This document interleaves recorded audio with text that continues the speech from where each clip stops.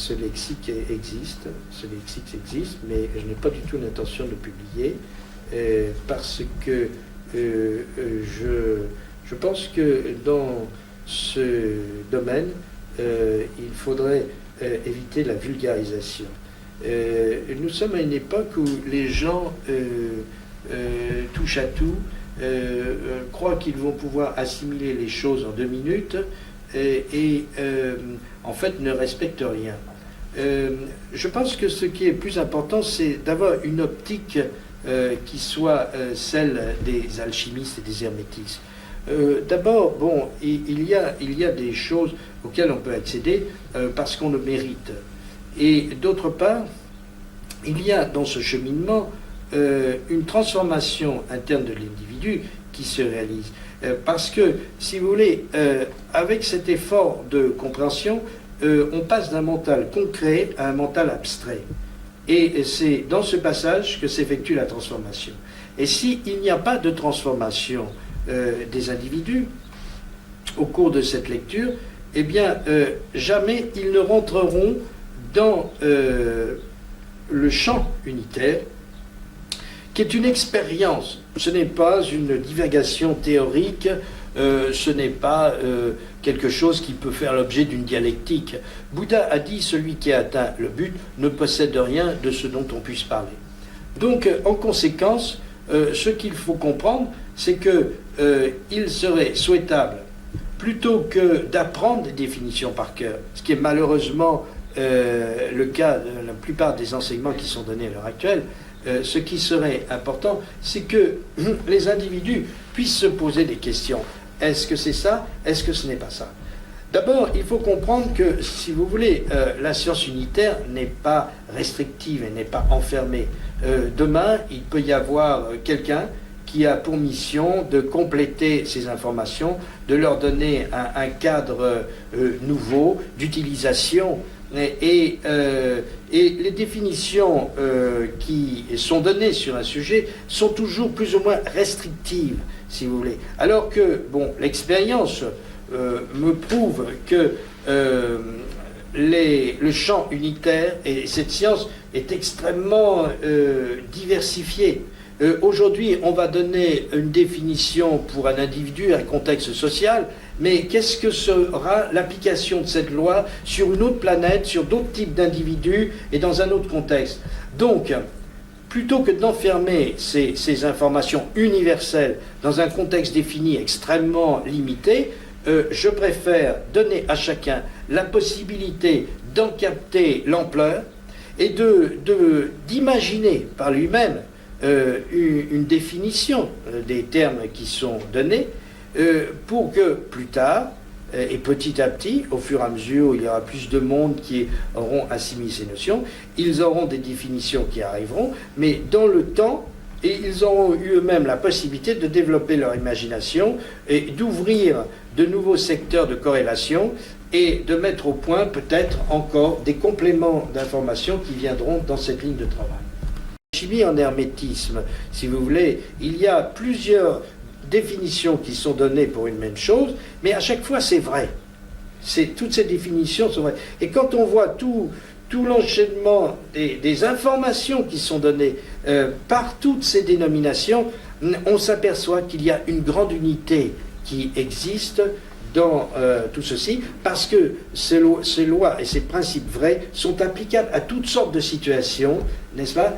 Et c'est tout à fait émerveillant pour la personne qui s'approche de la vérité, quand on connaît les vraies lois de l'alchimie, etc., et qu'on sait ce qu'il y a derrière. Bon, ça se limite à une chose, on peut faire de la spagyrie et savoir quels sont les produits à utiliser pour telle ou telle action.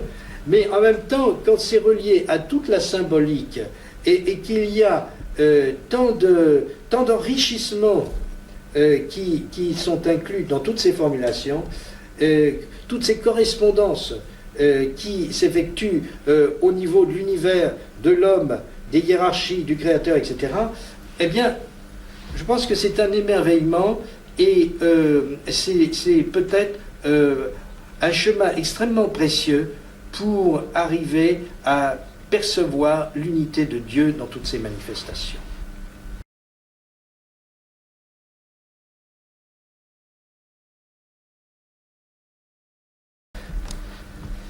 Bon, mon but, évidemment, ce n'est pas d'imposer une vérité quelconque. Mon but, c'est simplement de proposer à des êtres la possibilité de découvrir quelque chose qu'ils cherchaient et qui peut leur apporter un meilleur équilibre et une plus grande compréhension du sens de leur existence sur ce monde. Bon. En ce qui concerne les preuves, évidemment, elles sont de deux ordres. Elles sont subjectives, personnellement, évidemment, mais ce sont des preuves personnelles pour moi, mais quand même je peux en formuler quelques-unes. Bon, il est évident que dans mon cheminement, j'ai eu des expériences tout à fait étonnantes, si vous voulez, sur les correspondances qui existaient. Bon, je ne parle pas des rêves prémonitoires d'une précision inimaginable, bon, qui m'ont annoncé la mort de certains êtres chers ou des choses comme ça. Bon, mais il y a eu aussi des informations télépathiques qui ont été données sur la réalisation à telle date précise. Par exemple, bon, j'ai été prévenu 15 jours avant de l'arrivée d'un cyclone dans le Pacifique, et la météo avait averti les gens la veille au soir. Moi, j'étais averti 15 jours à l'avance et à l'heure près. Donc, si vous voulez, la ligne télépathique qui a transmis ces circuits a aussi une prospective d'avenir très particulière. Bon, il y a eu de toutes sortes d'événements qui ont été prévus comme ça et que des dizaines de personnes ont pu vérifier, puisque je leur ai dit, on a vu 6 mois après, c'est exactement ce qui avait été annoncé qui se déroulait. Bon, ça, ce sont des expériences qui doivent être vécues pour pouvoir en apprécier la valeur. Mais il y a un autre élément qui est toujours d'ordre subjectif pour ce qui me concerne, c'est que, évidemment, ces informations, je me suis efforcé de les recevoir dans une dimension de disponibilité et de subtilité, sans établir dessus une analyse stricte et scrutatoire, très pénible et très cristallisante. Et ce qui est tout à fait étonnant, c'est que j'ai reçu ces informations sur plusieurs années, n'est-ce pas? Et que ce qui a été reçu, bon, il y a 1 ou 2 ans ou 3 ans, et ce qui est reçu à l'heure actuelle, se trouve en conformité de logique, si vous voulez, et à travers 6000 pages, on découvre sans cesse une sorte de confirmation, n'est-ce pas, de tout ce qui était annoncé 1000 pages ou 2000 pages avant, sans que j'ai eu besoin de feuilleter en référence les premières pages pour dire est-ce que c'est en accord, est-ce que c'est pas en accord. Non, j'ai fait confiance, n'est-ce pas, et il se trouve que c'est tout à fait merveillant, mais encore une fois, c'est strictement personnel, parce qu'il n'y a que moi qui en ai la preuve, mais bon, cet élément-là est pour moi très important, parce que j'en ai vu toute la continuité, et donc il y a une dimension de conscience supérieure qui est cohérente, quelque part, vis-à-vis de ces éléments. Et puis d'autre part, bon, quelquefois, ce qui est aussi étonnant, c'est que j'ai pu, par le type de culture que j'ai eu, avoir des informations sur certains sujets, et je peux en parler intellectuellement, si vous voulez. Mais à partir du moment où je suis entré en contact avec la télépathie et cette dimension supérieure, et que donc j'ai posé des questions plus précises sur ces sujets, les informations qui sont arrivées étaient quelquefois tout à fait étonnantes. Elles étaient au-delà de mon système de culture habituel. Et elles m'intéressaient beaucoup, parce qu'elles voyaient les choses sous un nouveau regard.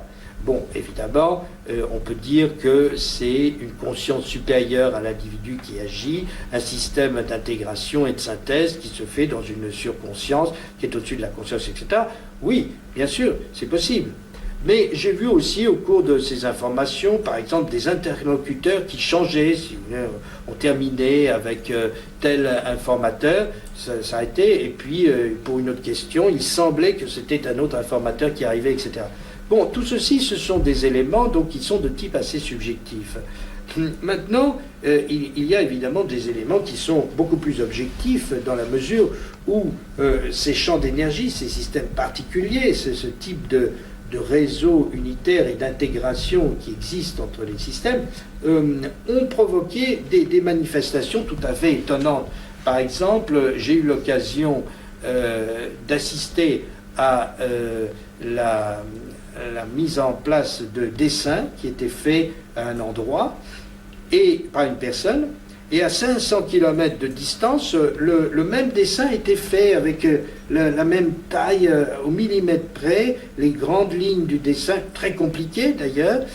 Et quand ces personnes se sont retrouvées, on a collé les deux dessins et on s'est aperçu qu'elles avaient dessiné des dessins qui étaient d'ailleurs très instructifs et qui exprimaient des lois, etc. Donc ça, il existe quelque chose de télépathique, une sorte de réseau unitaire qui agit et qui peut, par résonance, faire travailler deux personnes dans le même circuit.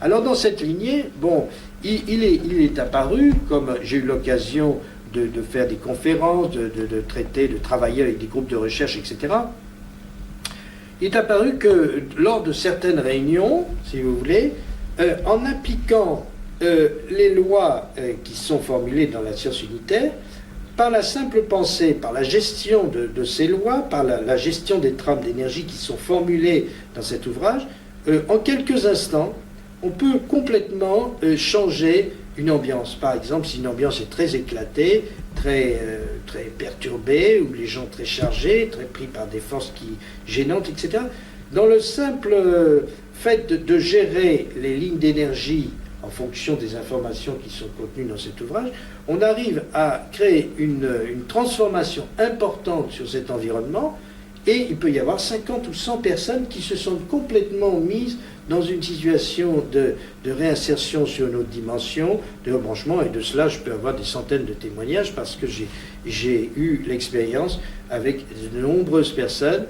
Par la simple concentration de la conscience et la gestion de l'énergie, on arrive à complètement harmoniser un environnement.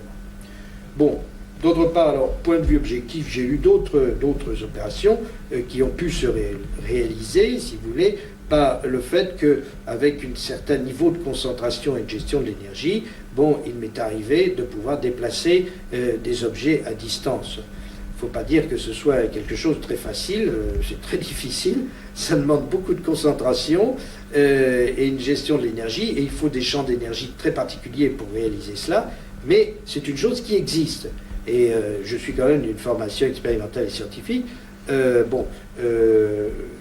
Si j'avais vu quelqu'un le faire, bon, je pourrais avoir quelques réticences, enfin bon, il y a des fois on ne peut pas avoir de réticence, mais l'ayant fait moi-même, je suis tout à fait libre d'en parler, parce que je suis certain que ça existe.